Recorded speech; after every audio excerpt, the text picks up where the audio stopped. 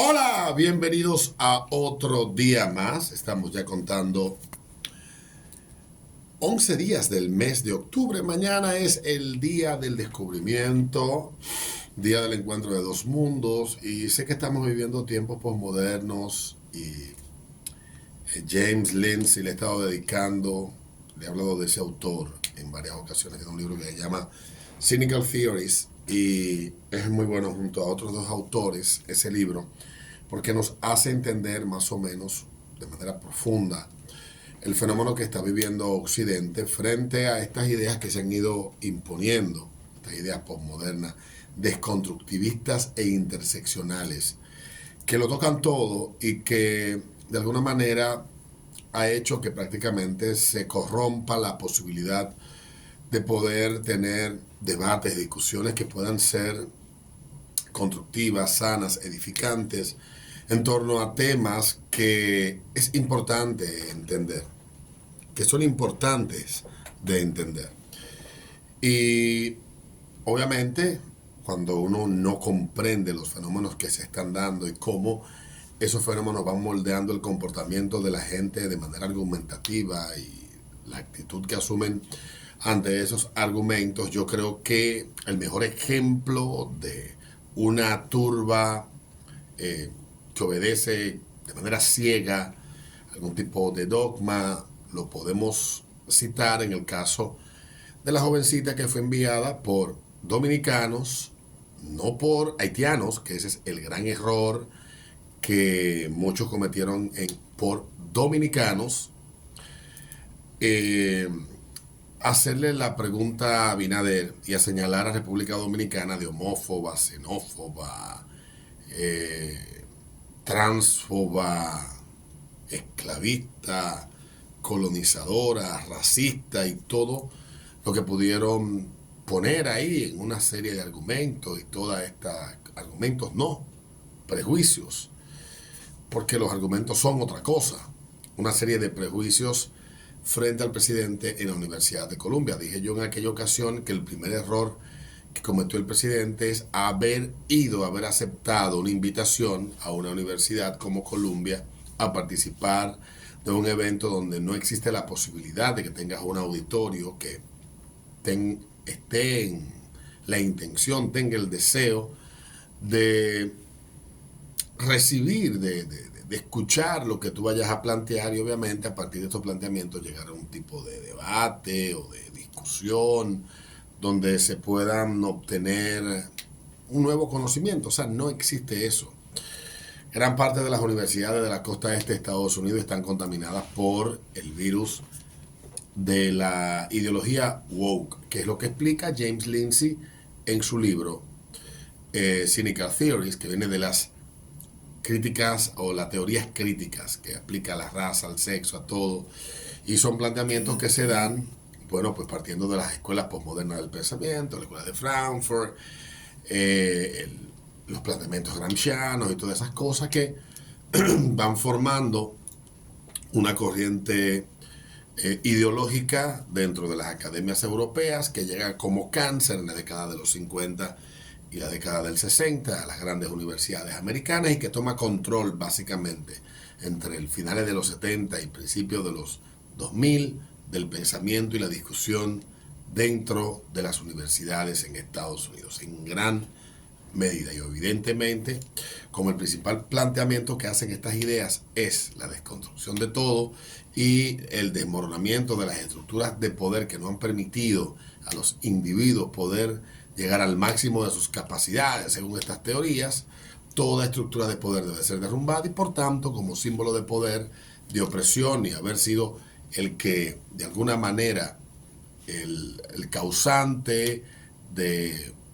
la llegada de ocupantes a tierra que le pertenecía a otros y encima de eso también secuestrar negros, según su lógica, en África, pues causa la colonización o la llegada de los europeos a América, efecto una estructura que trae el pecado de la opresión y del esclavismo que debe de ser destruida. Esa es la lógica. Y eso se aplica a todo. Lo estamos viendo con el caso de Israel, no hay argumento, no hay razonamiento, no hay discusión que pueda hacer entender a los que defienden su postura, en este caso, de que Israel no tiene ningún derecho de existir o de que los judíos no tienen nada que buscar en esa tierra, a pesar de que están desde hace 3000 años allá, a pesar de que es muchísimos años después que los romanos ocupan a Judea y a Israel, cambian el nombre, destierran a gran parte de esa gente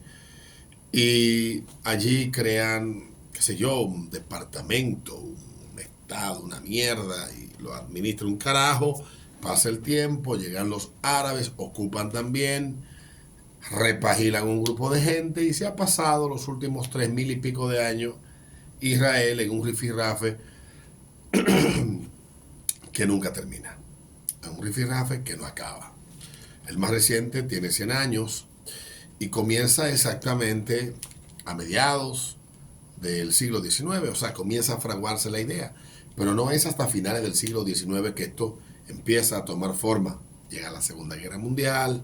llega la primera previo a la segunda, los británicos toman control de esa zona, hacen una serie de promesas, tanto a árabes como a judíos. A los judíos que le dieron continuidad a todo esto, llegan, oponen resistencia, crean milicias que les defienden, que les cuidan, no solamente del incumplimiento británico y la ocupación británica, sino también de los con quien se estaban disputando el territorio desde hacía siglos, aunque vivían pacíficamente, y producto también de las condiciones en las que se vivía en muchos puntos de Europa. Muchos judíos regresaron y llenaron de prosperidad esa tierra, hasta o una cierta prosperidad, que atrajo árabes de todos los puntos cercanos, Jordania, Egipto, Siria, lo que hoy es Irak, etcétera. Bueno, hay que decir que en Irak un tercio de la población de Bagdad hasta 1945 era judía. O sea, los judíos no tenían un problema serio de convivencia con, con los árabes hasta que llega la creación del Estado de Israel, que trae consigo también la creación de un Estado palestino. Esa es la solución que plantea la ONU, y esa solución, pues, luego de la salida de la ONU, trajo una reacción violenta de parte de los recién creados estados alrededor de Israel, que se oponían a que los judíos tuvieran un estado, y ocupan la Franja de Gaza y ocupan Cisjordania. Se dan guerras que contra todos pronósticos gana Israel. Esas guerras traen muchos conflictos, crean nuevas situaciones, nuevas organizaciones, se crea un sentimiento anti-israelí en Medio Oriente. Israel busca sobrevivir. Los israelíes fueron más resilientes y contaron obviamente con el apoyo de grandes potencias europeas y de Estados Unidos, y pudieron, con el ingenio que ellos trajeron, el conocimiento y las habilidades que ya traían de regiones donde residían previamente, logran dominar desde lo agrícola hasta lo social el territorio que hoy tiene como nombre Estado de Israel. Entonces hay quienes entienden que lo correcto es estar con el débil. Pero débil a partir de qué? ¿Cuál es el análisis que podemos hacer? ¿Y quiénes son los responsables plenos de que hoy esos débiles que están señalados ahí estén aún en un estado de vulnerabilidad? ¿Es necesariamente responsabilidad del pueblo judío o es o todo esto es consecuencia de una combinación de factores que los puso a ellos en esa situación? Y más aún cuando las organizaciones que fueron surgiendo, como Hamas en el 89, lo único que han apelado, la mayoría de ellas, no todas, es a la desaparición no solamente del Estado judío, sino también de todos quienes en él estén, incluyendo a más de 1 millón de árabes musulmanes que forman parte también de las estructuras de poder dentro del Estado de Israel. Y hay que ser, según la lógica de esta gente, hay que estar a favor de lo que ellos defienden. Partiendo de lo que James Lindsay explica, no hay forma de que usted pueda tener empatía con Israel. Automáticamente usted está a favor de la colonización excesiva, de los abusos que se cometen, porque se cometen abusos, o del desorden que usted favorece el desorden y la desigualdad que vive ese pueblo en comparación con el privilegiado y próspero pueblo israelí, que ni tan próspero es como se dice, ni tan igual como otros plantean. Entonces, estos tipos quieren que uno se calle la boca, estos tipos quieren que uno no escoja el bando que ellos no han señalado como el bando se debe de apoyar, y salen con su laraca de siempre. Recuerdo yo el caso de las elecciones del año 2020, cuando en una colusión de partido de un candidato derrotado que no aceptó su derrota, de un candidato con la intención de llegar al poder, respaldado por los poderes fácticos y los sectores económicos más poderosos del país, y de los mismos integrantes del órgano que tenía como grandísima responsabilidad velar por la organización y por el desenlace sano, correcto de ese evento, hicieron naufragar el certamen electoral municipal del 16 de febrero de 2020. Y esto como caldo de cultivo para ya lo que se había experimentado en Chile y en otros países de Sudamérica como Ecuador y otros puntos donde la brisita bolivariana había soplado, como un plan para derribar, no sacar de manera pacífica, democrática, y a través del voto, a una supuesta dictadura que encabezaba Danilo Medina, la dictadura morada, que había destruido el país, que lo había llevado a una debacle que no había experimentado en 172 años de fundado el fucking país. Pero resulta, 176, pero resulta que no era así. Resulta que no era ese el caso. Resulta que era construir una narrativa para convertir a alguien en víctima, a alguien en mártir,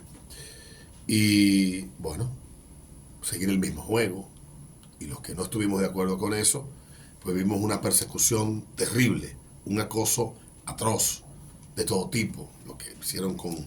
Luz García, por ejemplo, que la asediaron a través de redes sociales, o de otros presentadores y figuras importantes. Todos lo vivimos. Yo lo viví,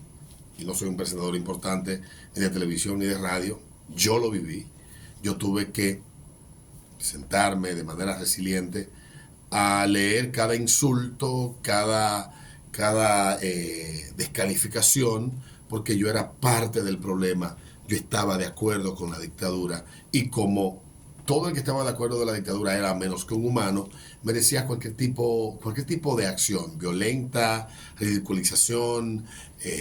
difamación, todo lo que se le pudiera ocurrir, porque ya la masa brillante, la masa despierta, había elegido cuál era la causa justa.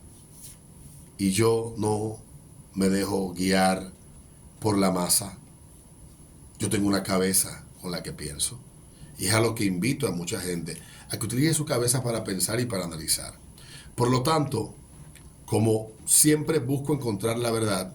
o encontrar solidez en las razones que me llevan a estar a favor o en contra de una causa, en el caso de Israel, en el caso del ataque terrorista,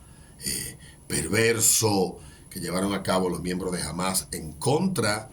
del pueblo israelí, que no están defendiendo ni buscan defender a los 2 millones de palestinos que viven en la Franja de Gaza, que son presa y víctima de esta organización que ha impuesto una dictadura desde 2007 y que tiene sumida en la pobreza a esa gente. Más que todo, yo no voy a dejarme chantajear por el buenismo de que estar en contra de Hamas es estar en contra de los palestinos, y estar a favor de Israel es estar en contra de los palestinos, que no es verdad. Porque si hay un Estado, quienes han estado más dispuestos a que las cosas se resuelvan, siempre han sido los israelíes, pero también tienen el derecho y la libertad de defenderse y de defender el derecho a existir. Y como he visto en estos últimos días, y con esto termino,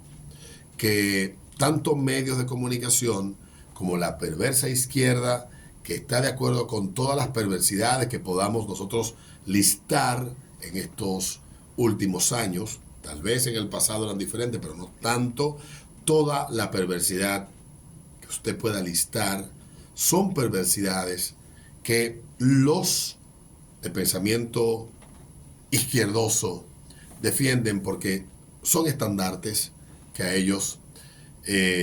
según su lógica, los convierte en nobles, en buenos, el buenismo que ellos siempre señalan. Y no permitamos que esto se dé. Que tu respaldo, si es que lo quieres hacer porque eres libre, nazca de la información y no del chantaje. Nazca de la conciencia y no del condicionamiento. Nazca de la verdad que tú puedas llegar a conocer a través de la búsqueda de la información. No del ataque, no de la persecución, no de la violencia. Nos vemos en un próximo video.